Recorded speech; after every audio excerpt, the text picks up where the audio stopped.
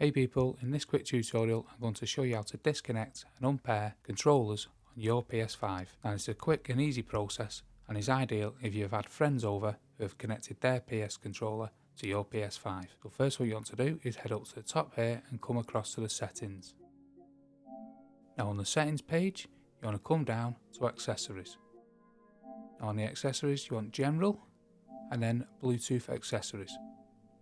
As you can see here, I only have my DualSense wireless controller connected. Also, other accessories will pop up below.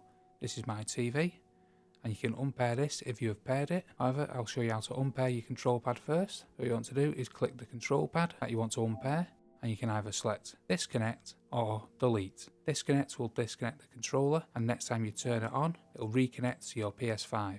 Or you can select delete, which will delete the controller from your PS5. And you'll need to reconnect it using a USB cable. I hope that video was helpful, and if it was, smash the like, smash the subscribe, and thank you for watching.